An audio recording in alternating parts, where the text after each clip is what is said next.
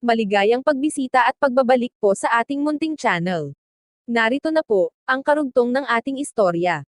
Ika-277 na kabanata. Ang planadong sakuna.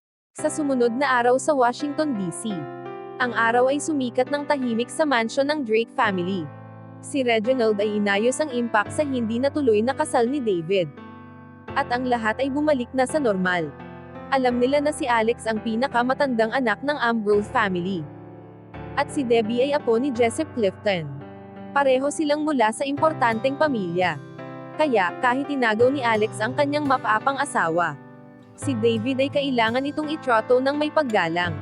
Simula nang bumalik si David mula sa ibang bansa, siya ay naging abala sa kanyang nasirang kasal.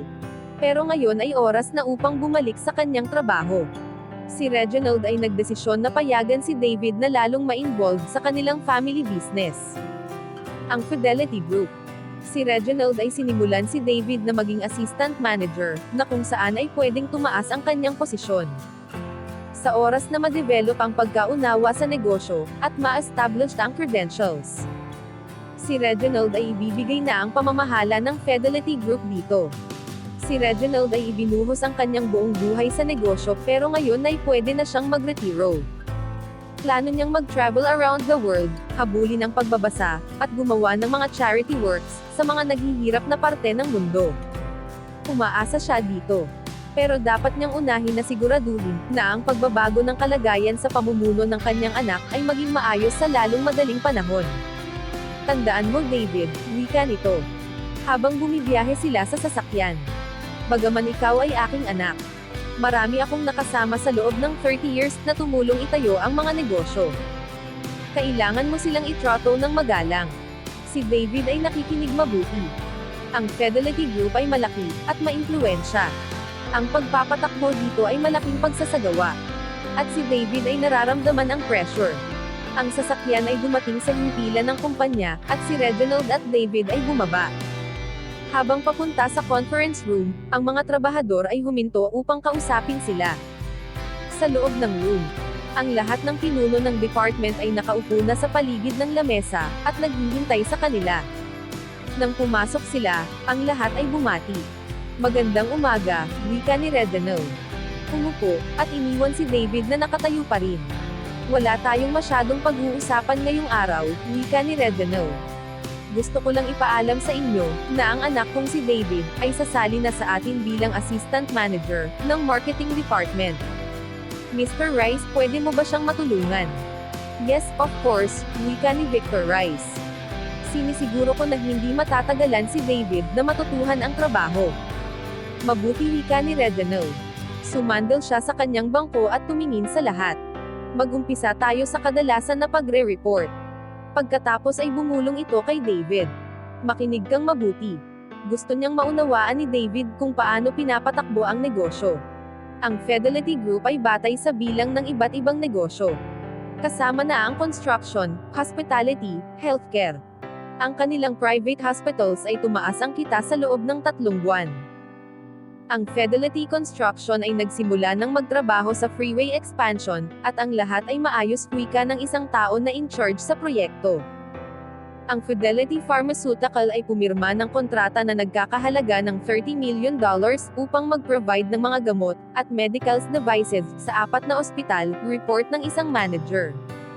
Sa kasalukuyan, nakikipag-usap pa tayo sa 2 pang ospital. Pero confident kami na ito ay magtatagumpay. Ang mga manager ay nagpatuloy sa pagre-report sa mga nangyari sa kanilang departamento. Ang Fidelity Group ay mukhang nakuha ang pagpapatakbo sa lahat. Ang halaga ng pera na pinag-uusapan ay malaki, at ang mga reports ay sa loob lamang ng 3 buwan. Gaano pa kaya ang kikitain nila kung isang buong taon? Si David ay palaging alam na may pera ang kanilang pamilya, pero hindi niya alam kung magkano ito. Ngayon ay alam na niya na ang Drake family ay mas mayaman kaysa sa kanyang inaakala. Nang matapos na ng manager ang kanilang mga reports, bumaling si Reginald kay David at bumulong. Naiintindihan mo na ba ngayon? Kailangan mong magtrabaho ng mabuti, upang makuha ang lugar mo dito. Opo, Dad, sagot nito. Nakuha ko na, at sinisiguro ko, na matututo ako ng mabilis. Magaling, wika ni Reginald, tumango ng kontento. Tumingin siya sa iba, at handang tapusin ang meeting. Ang telepono ng Fidelity Pharmaceutical ay nag-vibrate ng 3 beses, habang nagmi-meeting. Ang kanyang assistant ay tinatawag siya pero hindi siya sumagot. Ngayon ang cellphone niya ay may natanggap na mensahe. Tumingin siya dito at nabigla. Nagsimulang magpanik. Mr. Drake, tawag nito. Anong problema, tanong ni Reginald, bakit ka natataranta? Sinabi sa akin na ang 2 ospital ay nasuspinde ang negosasyon, wika nito. At ang mas malala pa, ang 4 na ospital na tapos na ang kasunduan sa atin, ay binawi ang kontrata.